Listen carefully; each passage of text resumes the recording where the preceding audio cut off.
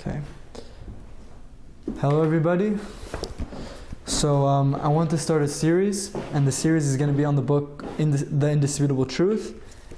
And the book basically brings compelling evidence for the existence of God, divinity of Torah, and purpose of life. So why I want to go through this book is that I feel like this book is one of the most foundational books you need to know before doing anything. You know, like you can learn Gemara, you can learn Kabbalah, you can learn Halacha, but if you don't have the foundational ideas in Judaism, like how do I know God exists? How do I know Torah is from God? How do I know the purpose of life? Basic stuff, right? And a good example is you want to build a building. You could build a 50-foot story building, a skyscraper, but if you don't have a foundation, if you don't dig deep, and it's going to collapse. The more you add on, the more floors you add. So too with Judaism is the same thing. We want to go through the foundations, and if we have the foundations, and then once we want to take the next steps, learn halacha, gemara, whatever, Kabbalah, any of those topics, we'll have a strong foundation. So I think this book is the best book. It's right now a very popular book going out there, covering all these topics. It's made in a way that lets you at 5 minutes on a plane with somebody who doesn't know so much about Judaism. At 5 minutes on a plane, you could give them this book and feel comfortable that this will teach him all the foundational things he needs to know about Judaism to take him to the next step, to learn more. So it's a good starting place, and I think it's a very, very important series to go through. So let's start from the first page.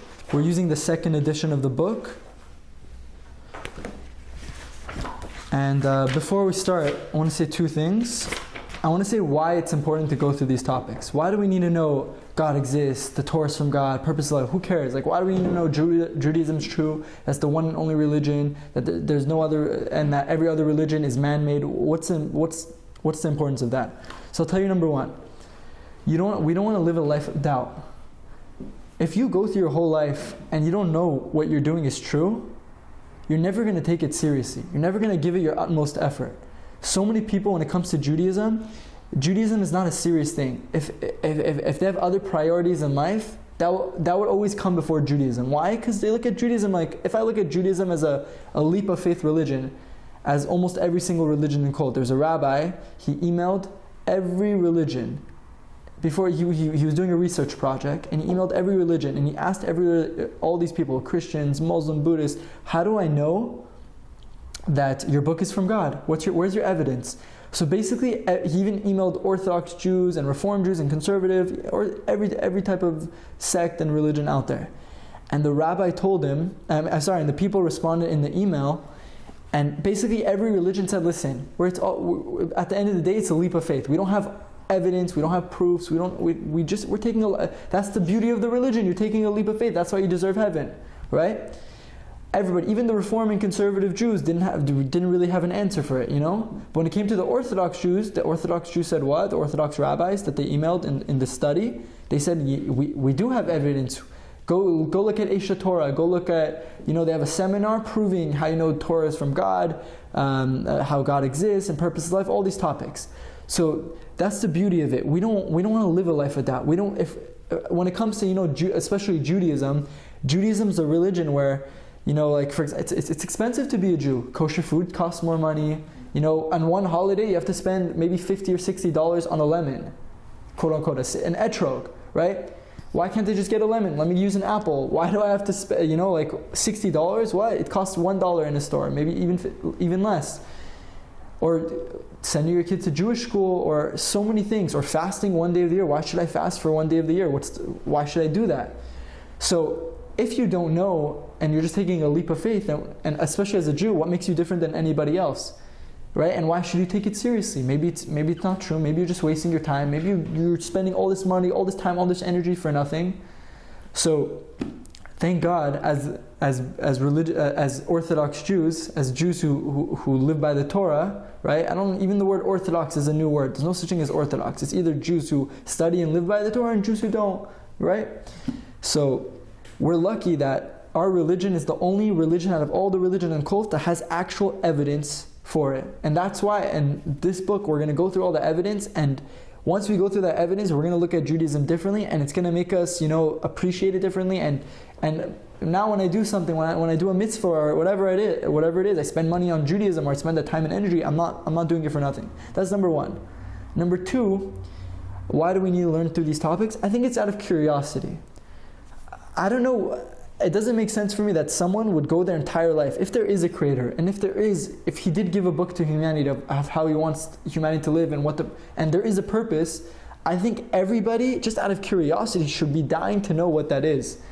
I think not trying to figure that out is like, what do you mean? Like, that doesn't bother you that there's a world, there's a creator, that there's a purpose to life? You don't want to spend the energy and time to learn that, So for those two reasons, and obviously many more, but I'm not going to go into all of them, I think it's really important to go through this book. And so let's start with the introduction, and I'll tell you the way I'm going to go through the book. I don't want to read every word word for word. I think it'll take much more time. So I'm going to kind of do a combination of reading it in and saying things outside. So let's start with page 1, the introduction. So the book. So I'll read it inside for now, and then I'll paraphrase it and give my understanding of it. So let's start with this. Imagine one day you get a job offering at a big company. The CEO meets with you and informs you that you are hired. As of tomorrow morning at 9 a.m., you're to report to the office, find a quiet area, and draw as many circles as you can in a notebook. He then leaves and does not give you a chance to ask any questions. You show up the next day and start working to draw as many circles as you can. By 3 p.m., you're exhausted and have a million questions. After a week of filling up notebooks with circles, it can make sense for you to be desperate to find the CEO and ask him why you are here and what your purpose here is. Right? The guy's working all day, he's struggling, he's hustling. The guy, his boss is telling him to do something crazy, something that doesn't make sense. Obviously, out of the curiosity takes in and says, what am I doing? What's the purpose? Am I wasting my time? Okay, nice, you're paying me, I'm getting a salary for doing that, but what's the goal? What's coming out of it? So, many of us have been alive for decades and have never asked the big questions. We've seen the vast seas and tall mountains, learned of the wonders of the human body, but rarely or never asked why. Indeed, the average person goes through many years of schooling, then finally gets a job and works long hours only to receive some money, then uses that money to buy food, clothes, and pays for gas so he can continue to go to work and make more money. Much of the time, it seems like life's like a useless circle, similar to the person hired by the CEO to draw circles all day. Meaning what? People are hustling to make money, going to school, doing so many stuff. What? For what? What's the goal? What are you doing that for? So I could have money. What are you going to do with that money? Oh yeah, so I could buy food and clothing and take care of myself so I could survive. Survive for what? It's just a circle. Where's the ultimate goal? There's always, when we do something, there's always an ultimate goal. This stuff could be a means, but a means to what? What's the end? Right? So yet, there are big questions that should be asked as they affect our lives in significant ways. Why are we here? Is there a God? How do we know He created this magnificent world? And most importantly, how do we know that the Torah, which the Jewish nation has studied for thousands of years, for over 3,300 years meticulously, is from God? Obviously, all these are equally important. I didn't mean to say that's most importantly, but the idea is we need to know these questions. This is important. This is going to affect our lives. Whether you believe God or not, really, some people say, what's the difference if you believe in God or don't believe in God? No, it will affect your life. You will make decisions, make different decisions in life based on whether you believe in God or not. But we'll get to that later. So, we live in a generation where assimilation and intermarriage. Assimilation is basically when Jews who have their Jewish culture, their Shabbat, their kosher, the way of dress, their culture, and they drop their culture and adopt the non-Jewish culture, the non-Jewish lifestyle. And intermarriage is when a Jew marries a non-Jew. So these things in our generation are rampant. There are approximately 15 million Jews in the entire world today, and some reports suggest that almost 75% of them are throwing away their several thousand-year-old lineage and giving it all up by intermarrying with non-Jews. Meaning thousands and thousands, millions of Jews, whatever the number is, they're marrying non-Jews. Additionally, according to the Pew Research Center, about 1.6 million adult American Jews identify themselves as Christians.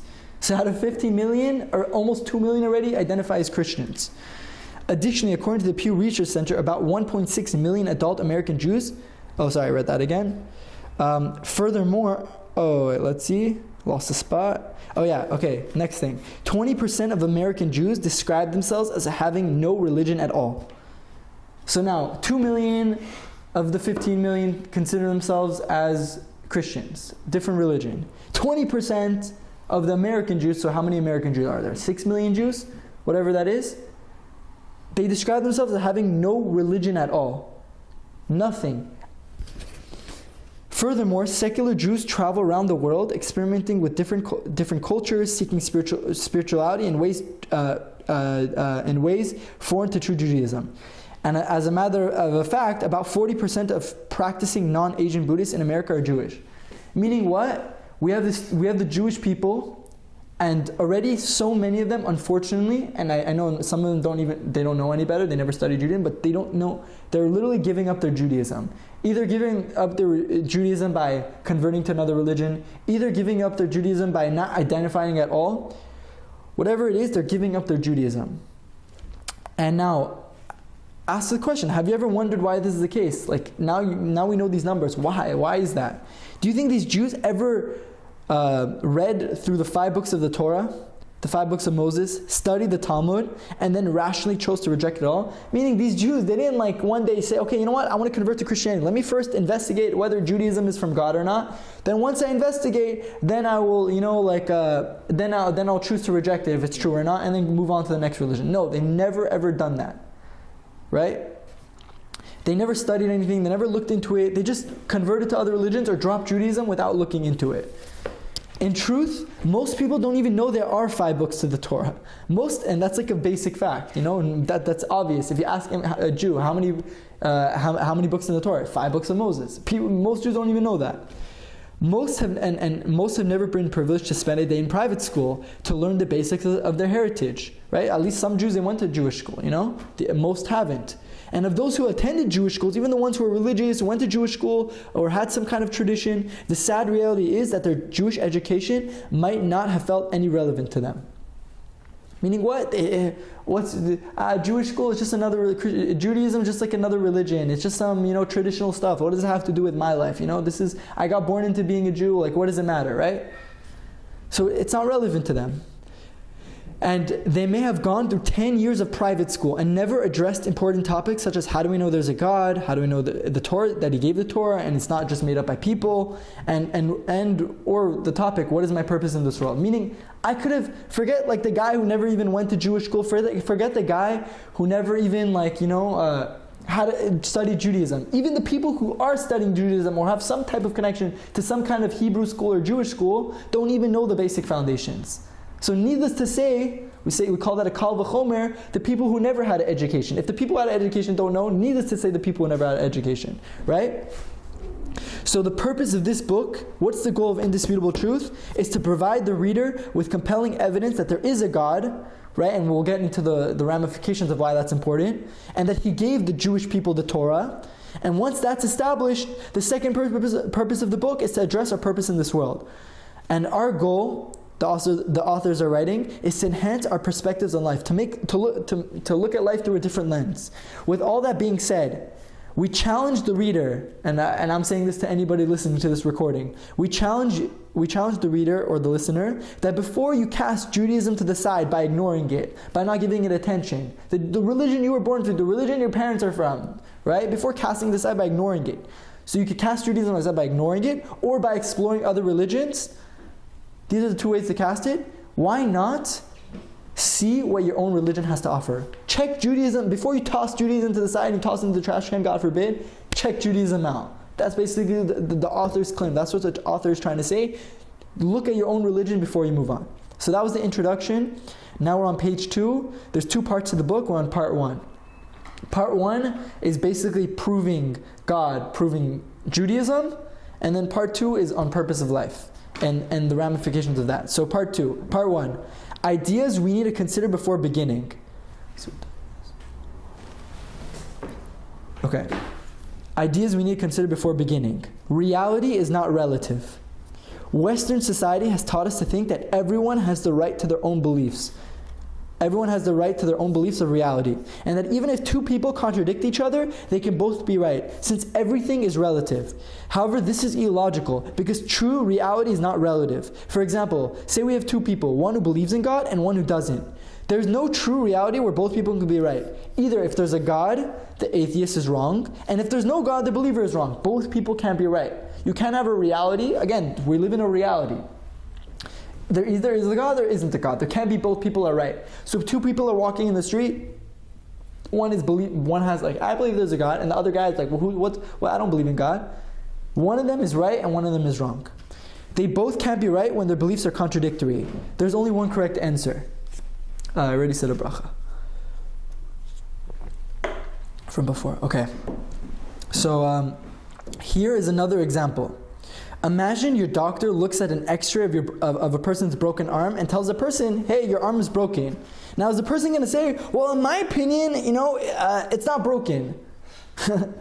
You could believe, the doctor is saying you could believe that, but it doesn't make you right, because the reality is your arm is broken. If the arm is broken, the arm is broken. We live in a society, it's all liberal mentality. Oh, I believe whatever I want to believe. If I want to believe the arm's not broken, it's not broken. And this guy says he wants to believe, no, the arm's broken and the arm's not broken. Both people can't be right. Similarly, whether or not there's a God does not depend on people's beliefs. There's only one true reality and it's not relative. So before even getting to the next, this just to explain this section. Before we get into these topics of proving God, proving Torah, there's ideas we need to consider before going through them. Because if we don't go through these ideas, which whatever, we're going to go through them, it's basically, people are going to go through it with biases, with like, it's kind of going to make it like you start at an unfair foot. Like if I prove to you God and prove all these stuff, but we don't go before these, it's like a prelude. You need these preludes to get to the goal. If you don't have these, it's not, even everything else I'm going to say after is not going to really connect. These ideas are really, that's why we call it this, that's why the section is called Ideas We Need to Consider Before Beginning. Okay, fine. So bias. People have biases or preconceived notions about certain ideas, beliefs, or groups that are not based on reason or experience. Therefore, we must be open-minded and objective and when considering information contrary to our opinions or beliefs, or else we will dismiss the new information without proper thought. We must recognize that our biases and understand that we are largely products of our society until we start thinking for ourselves. Meaning, whatever you're thinking right now, whatever the ideas, conceptions, whatever, it's all based off your society, based off social media, based off whatever it is, your TV, whatever it is.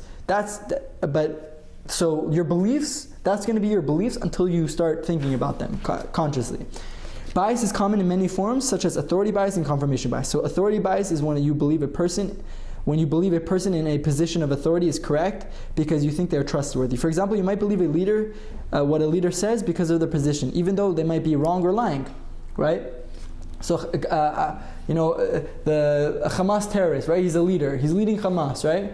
He might say something, and he could be saying the craziest stuff, but people are gonna listen to him because he's a leader, even though he could be saying lies, right? So too with an American politician, or whatever. I'm just giving an example. Confirmation bias is when you believe sources of information that match what you want to hear, and automatically dismiss sources of information that represent the contrary information. The information could be false or true, but you will choose to believe it or not based on whether you like the findings. Meaning what? I'll give you a perfect example. Like when it comes to nutrition or whatever, right? Let's say processed meat, hot dogs, whatever. Actually, I think we're going to bring this, the examples brought later on, but whatever it is, health. Let's say you're searching up a health care. Are eggs healthy? Are hot dogs healthy? Whatever it is. If you don't want them to be, if you want to keep eating hot dogs, then you're gonna see evidence for saying they're not bad or they're healthy or whatever it is. But it doesn't matter. Since you want something to be true, it doesn't matter what information you hear, you're going to just try finding whatever matches what you like to hear, basically. That's the idea. Okay, fine. Therefore, for any evidence in the book to be reasonably considered, the reader must first approach the evidence with an open mindset of searching for objective truth, rather than a defensive mindset of protecting one's current beliefs. The reader must also realize that people of authority are not automatically trustworthy due to their degrees or fancy titles. Many individuals blindly trust scientists or authoritative figures, even though scientists themselves do not want to be taken on their authority, but rather accepted based on the evidence they present. Even scientists, a real scientist would say, I don't want you to believe me because I'm me. I want you to believe me because I'm bringing the evidence. Only with an evidence-based approach can one reasonably conclude whether the information in this book is right or wrong. Additionally, another important idea we must understand and acknowledge is that each one of us is deeply affected by our upbringings and education. For example, if you were born in Soviet Russia, you'd probably be a communist. If you're born in Haiti, you'd probably be a voodoo doctor. And if you were born in Mea Sharm, which is a really religious Jewish area in Israel, you'd be walking around with your tzitzit out and your payas, your side locks, hanging behind your ears. Why? Because that's how you grew up. You're going to grow up whatever society you're in. So if you grew up like a Persian Jew in Beverly Hills, that's the culture. That's how it's going to be. If you grew up in New York, that's how it's going to be, right? These examples are equally relevant to us Americans. We Americans have also been shaped by the culture around us, and we are not more entitled to be sure of our cultures and values than those raised in China, Haiti, or Mea Sharm. Same thing with us. Many of the things we know about Judaism have also been refracted through the lens of Americanism. And it makes no more sense to learn about Judaism through the lens of Americanism than to learn about capitalism from the leaders of the communist movement of the Soviet Union Politburo. Meaning what? Like, you can't learn Judaism through the eyes of an American, because Americans are already biased. They already have beliefs of what they think of, what they think is good and bad, what they think you should do and you should not do. So doing that is no different than a communist who's against capitalism, like trying to teach people about capitalism. Obviously he's going to have already a negative and biased approach before he speaks about it. So therefore we must first get the evidence, the facts, and then only can we make an informed decision. Okay, so we talked about, so the ideas we need to consider before beginning. Reality is not relative, that's an important idea. Bias. Okay, number 3, lack of knowledge and criticism, very important. It's very interesting that many people who lack knowledge about certain subjects tend to criticize these subjects heavily. For example, you have a guy, this guy is, he's criticizing Shakespeare, he's a horrible writer, he makes a YouTube channel, I hate how Shakespeare is a horrible writer. Then you go to the guy and say, bro, like, you hate Shakespeare, you hate his writings, you're bashing him all day. Like, have you ever even read a piece of Shakespeare? Any of his writings? Even one sonnet, even one line, anything? Imagine the guy tells you, I never read even one line of Shakespeare. Are you ever going to listen to him? Are you going to ever treat his words, what he says on his critique on Shakespeare seriously? No, because the guy doesn't know what the heck he's talking about. He's just saying nonsense, right? So after he tells you that he never read Shakespeare, you'll never take his criticism on Shakespeare again. You never listen to his critique of Shakespeare. The same is true about any critique. If a person is ignorant about a certain subject, then it's not fair for that person to criticize it until he or she has done the research and becomes fully knowledgeable on the subject at hand. So you want to talk about science, you got to know science. You want to talk about biology, you want to talk about evolution, you want to talk about whatever it is. So to Torah, you want to talk about Judaism? Gotta know Judaism. You gotta study Judaism. I tell you, 99% of people who bash Judaism, who talk against Judaism, I've debated atheists, I've talked to them. I told them, guy, like, have you ever even read the Torah once from the beginning to end? In English translation, art scroll, I'm not telling you to read the Talmud and the actual explanation of what the words are saying. Have you ever even just, read it in English? Never. How do you know? I was talking to an atheist. I was actually debating him in this room. An 80-year-old atheist, Persian guy, multi-billionaire. He pulls up to debate with a Rolls Royce, right? That was the debate. I was ready, I had all my stuff, going through the debate for 5 hours back and forth. And I asked him, where's your, you're quoting me stuff from the Torah, where'd you learn this stuff? He didn't know anything about the Torah, but some stories he quoted, I'm like, where'd you know this from? He's like, oh yeah, I heard it from, Richard Dawkins. I'm like, you learned Torah from an atheist? Obviously you're going to interpret it like he does, he interprets it very, some of the stories, totally misunderstood the stories and the meanings or whatever. I'm like, obviously you're going to be off because why? Because you never read the subject, you never read through the Torah. So let's go to this.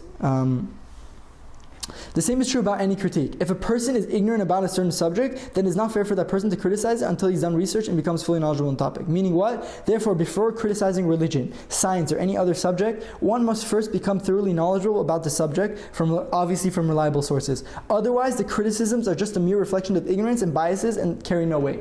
Just like the atheist. I wasted my time with the atheist. This guy how can I debate with him if he doesn't even know what I'm talking about? He doesn't understand. You want to debate, you got to know, let's say a Torah versus science, Torah versus atheism, right? I don't even like to use the word science.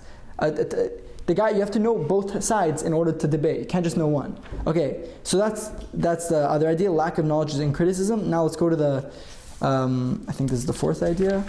1, 2, 3, 4. Okay, cognitive dissonance. Very important idea.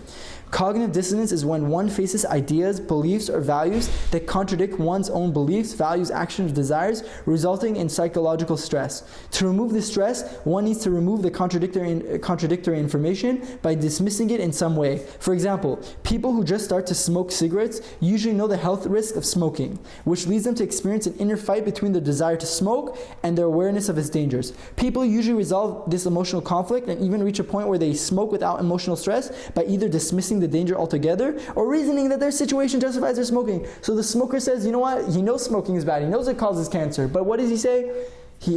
Now he's fighting with himself. Should I smoke? But it's bad or whatever. So he justifies it. Oh, I'm stressed. I had work. Maybe it's not so bad. What do you mean? I know people who are 90 years old and they still smoke. That's cognitive dissonance. That's the ultimate example of cognitive dissonance. He doesn't want to know that, he doesn't care about the truth, and now his desires are fighting with it. Instead of admitting, hey, this is the truth, I'm wrong, I'm not doing something wrong, he justifies himself. Similarly, one may experience cognitive dissonance when reading sections in this book. It could be that some people have already made up their minds about what they want to believe. However, if one is not willing to be open-minded and seek the truth, then there's nothing really to discuss. If people have not assigned truth as a top slot on their list of priorities, it does not matter what is said to them and what evidence is presented. If a person does not want to believe even the most obvious fact, if there's an agenda that is more important than truth, then there is absolutely nothing that can convince that person. That's a quote from the book The Confused World of Modern Atheism by Rav Moshe Avrik. Okay, fine. So, as much as we like to think of ourselves as intellectually honest and rational decision makers, it is always going to be the case psychologically when examining the evidence for something that is going to make a huge practical difference in our lives, that it is going to be very hard to, and maybe even impossible to look at it in a completely objective way. For example, if someone, I give this example before, but if someone loves processed meat is like hot dogs, salami, cold cuts, whatever, things that have nitrates in them, which have been scientifically proven to increase the cancer risk of cancer, right? And who says that? The World Health Organization. It's proven. You eat, a person, God forbid, eats nitrates, you get cancer, right? So if a person who loves like these kind of foods, processed meat, is looking up online if processed meat is healthy or not, the only reason they're looking it up is because they want to eat it. They're not looking to find out that it's not healthy. They're hoping to find a study where it says that these types of food are healthy or that there's no evidence proving otherwise. Since they have an agenda, it is hard for them to make the right decision of what the right thing to do is. Needless to say, if that when you're questioning God's existence, the Torah's divinity, or anything else, you're going to have the exact same issue. It will be very difficult for an atheist or non-believer to be objective in the important topic of whether or not God exists and the Torah is true, since there's such a practical difference that these answers will make in their lives. It could possibly change everything. That means they might have to change their actions and habits. It is such a huge consequence that it becomes very hard for a person to make an objective decision whether there is no cognitive dissonance. Let me read that again. It is such a huge consequence that it becomes very hard for a person to make an objective decision where there's no meaning he's going to try making an objective decision, but there's always going to be cognitive dissonance, meaning that there's no emotional interference on how they're looking at the evidence. Basically, it's going to be hard to make decisions because he has cognitive dissonance. Okay, fine. Also, when it comes to the idea of cognitive dissonance, there's another aspect of social pressure.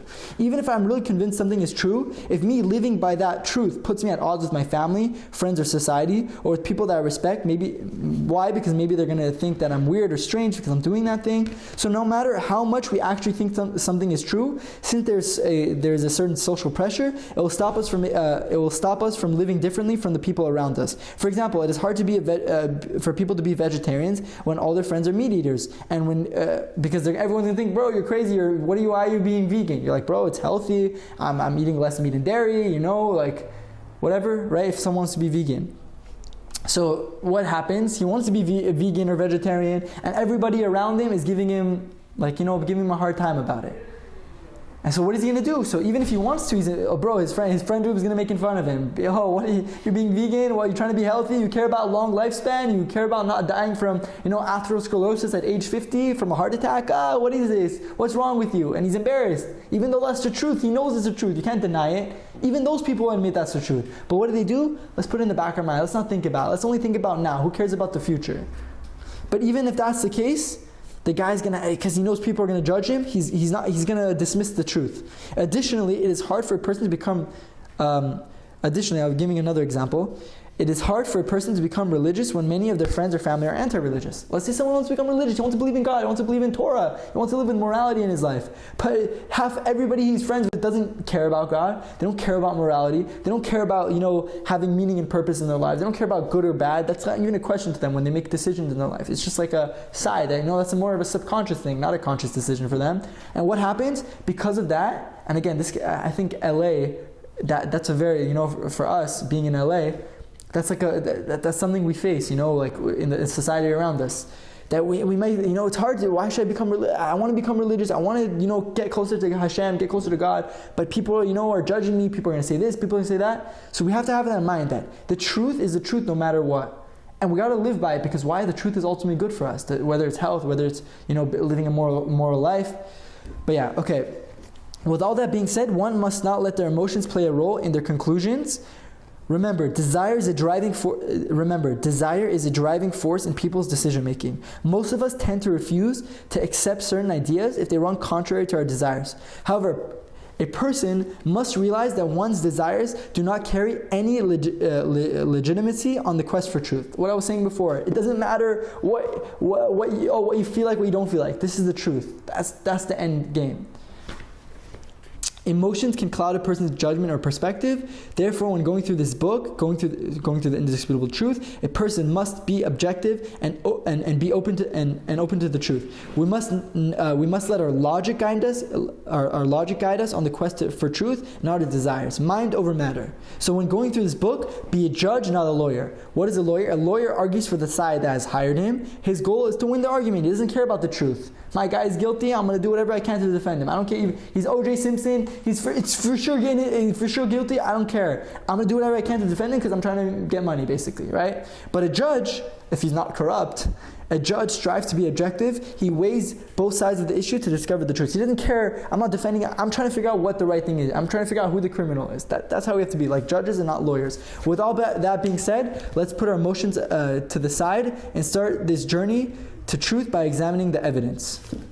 So we went through all the prelude, the preconceived notions, everything that we need to know. Now our minds are clear. Now we know our objective, we know our goal, we know what can get in the way of our goal, what can block our mindset. Now let's get to the actual evidence. Let's continue. Evidence for the existence of a creator, the options. There are only 4 main options when it comes to deciding whether or not to believe in the existence of God. So what are the 4 options? Yes. Option 1 is yes. You believe in God, you're a believer. Option number 2, no, you don't believe in God, meaning you're an atheist. Number 3, you're not sure if there's a God, agnostic. That's the 3rd option. Maybe there is a God, maybe there isn't a God. Number 4, or you just don't know and never thought about this question. Meaning you never put in the time to look for the evidence to even make a decision. That's most people. Isn't that crazy? Of the 4 options, I guarantee you go to grab a person on the street, right? Most people will fall under the 4th category. Not that they believe, not that they don't believe, not that they're agnostic, maybe there is, maybe they just never even thought about the question. Because most people are going through life, they don't think about important things. They don't think about, important questions. So now let's go to skeptics. Let's talk about skeptics. Skeptics can generally be categorized into 2 groups, atheists and agnostics. So atheists claim with certainty that God does not exist. So if you're going to atheist, obviously there's different spectrums of atheists. I'm not talking about that. I'm just talking about a general atheist. A general atheist says there's no God.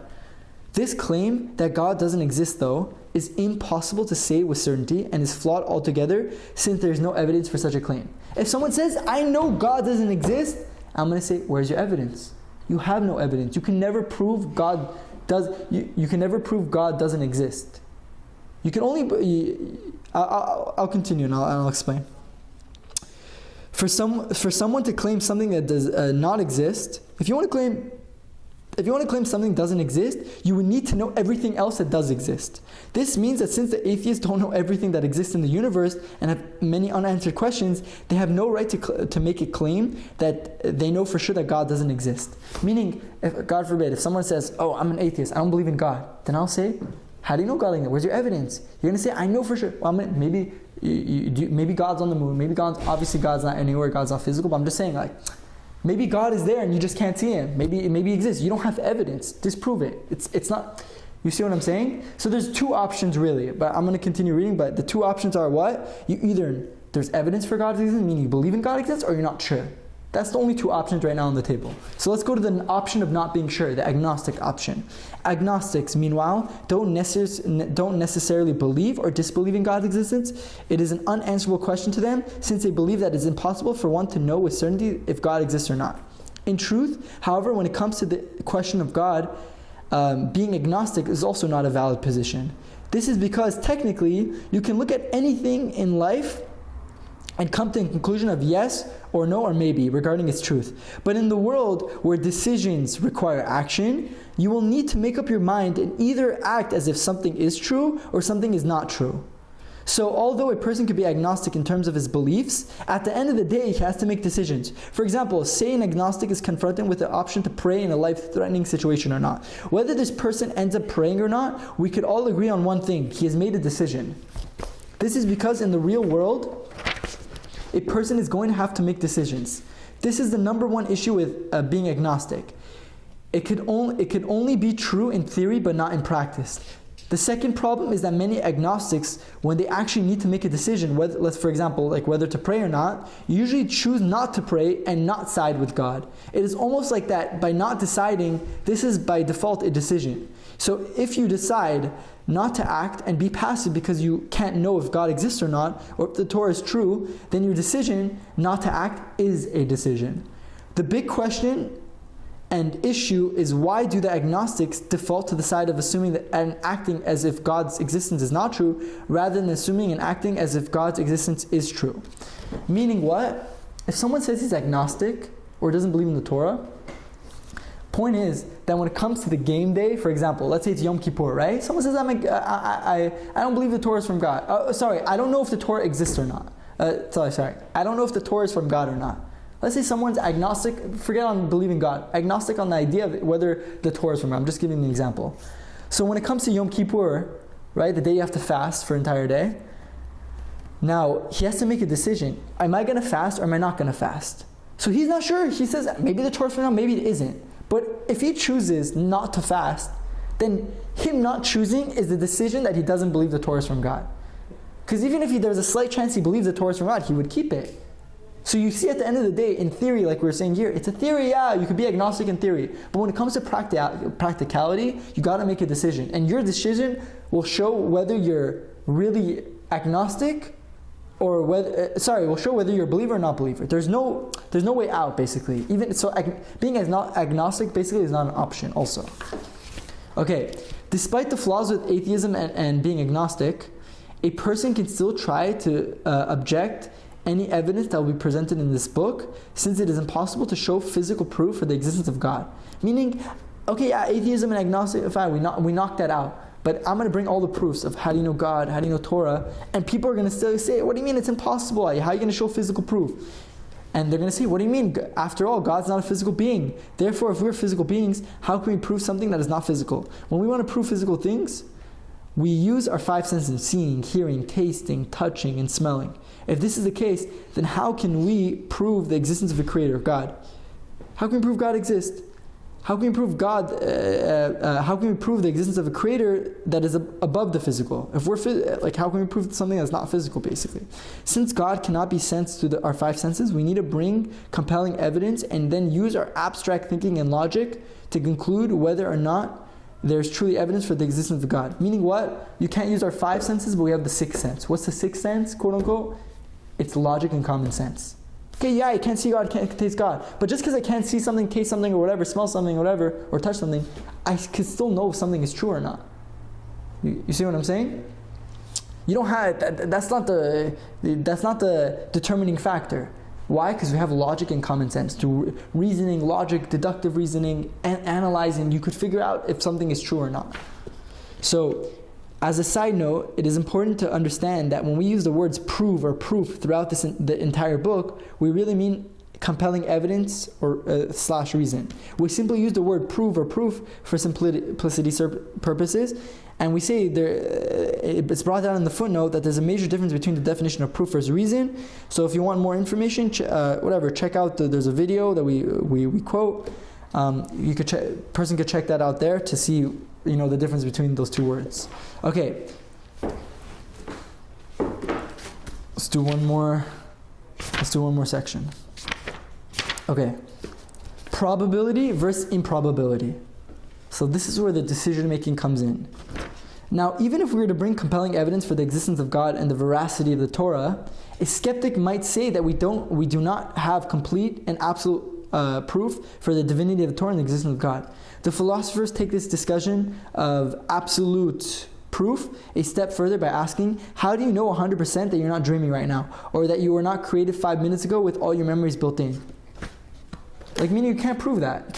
How can you prove that? How do you know 100% you're not dreaming right now? How do you know you weren't created 5 seconds ago with all your memories in place? You can't. But, so the counter is that if we lived in a world of 100% certainty, then this line of thinking would be completely reasonable. However, the truth is that no practical decision we ever make is built on an absolute, let's read it again. That no practical decision we ever make is built on an absolute 100% proof of the outcome.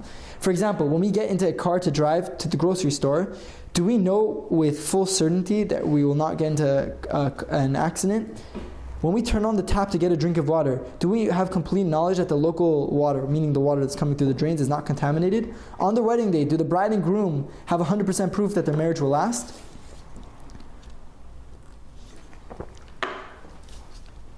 We clearly see from the above examples that our significant and daily life choices are made in the absence of full 100% certainty that we're making the correct decision.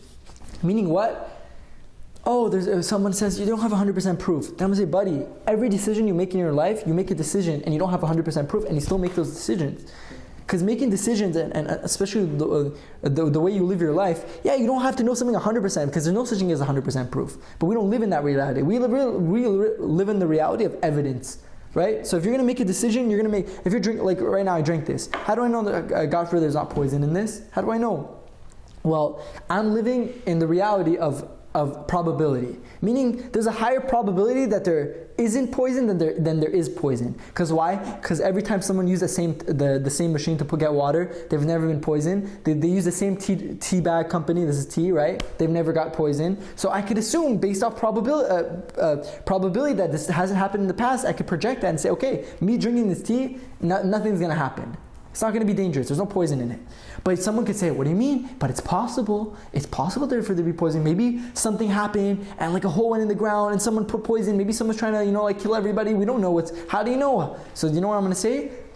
So don't do anything. Just stand still all day. Don't go out. How do you know that you can't? No one lives their life like that. We don't live on 100% knowledge. We live on 99% knowledge.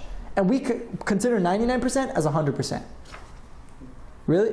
That's the way to look at it. Or else you can't, life's not, and even the biggest atheist will admit to this. He will admit that, that's how you have to live life. You don't know, there's no such thing as 100%.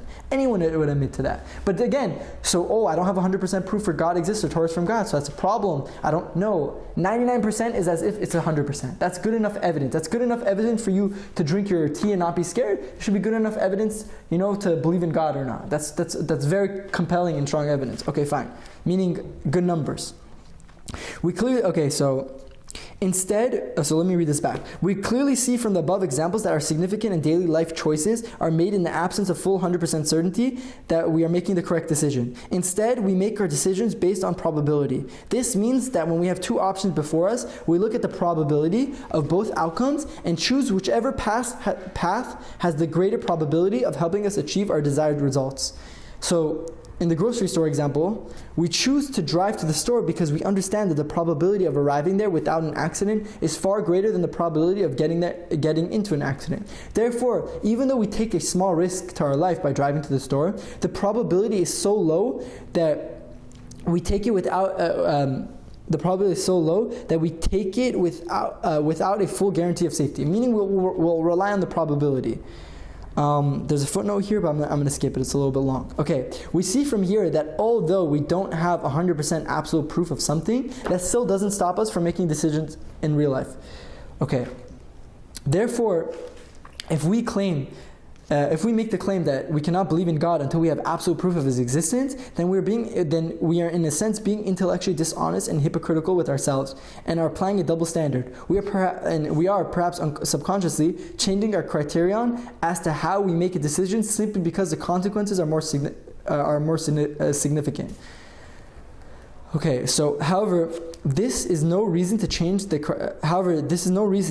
criterion when used to make the decision if we believe in God or not. If anything, there should be more of a reason for us to apply the standard of choice when it comes to such a life-changing decision of whether we should believe in the existence of God. For all we know, we could be living the rest of our lives as a complete lie.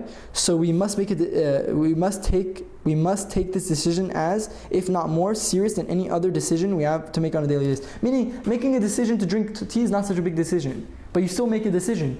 Needless to say, kal v'chomer, right, in Hebrew, needless to say, when you're making a decision to drink coffee, you'll rely on that. Okay, you should do the same thing when it comes to like the same reasoning you do and the same chance you take with that. So too, the same thing with, you should apply the same standard and criteria to when the decision of whether or not you want to believe in God.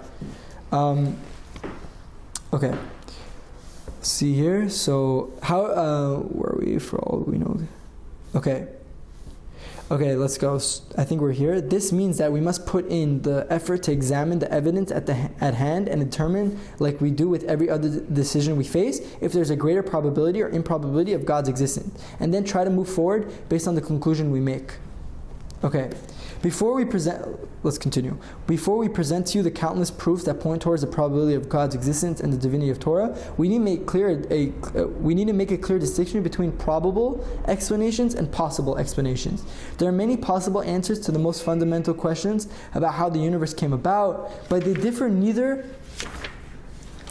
offer neither probable nor reasonable alternative explanations that would allow us to avoid concluding that God exists. Mere possibility is hardly sufficient grounds for decision making. For example, in the grocery store example that was mentioned earlier, the decision to step into a car and go to the store was dependent on the idea that there was only a possibility of getting to an accident, not a probability. Had the chances of getting to an accident been probable, it would have been foolish to decide to make a trip to the grocery store. Clearly, a person before making a life decision should always focus and take into account the more probable outcome of a given situation.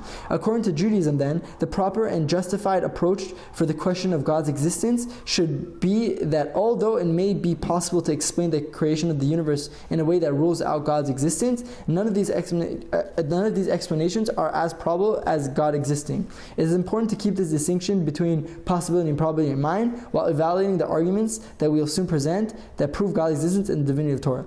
Okay, another key approach one must have is to understand that none of the arguments should be judged individually. We're going to give so many arguments for proving God and proving Torah, but don't look at them as individual. Look at them as they need to be evaluated collectively. The same way we take into consideration all the factors when we make decisions. For example, when we choose a marriage partner, a final decision is based on a combination of all the relevant factors, such as the attraction, admiration, and shared values, which all contribute to evaluating the likelihood of the success of the marriage. Accordingly, although each of the following individual arguments that we bring in this book in regards to God's existence and the divinity of Torah has its own level of probability, you could judge everything individually, all the proofs. The final decision should be made by evaluating the level of probability of God's existence and the divinity of Torah that they collectively produce.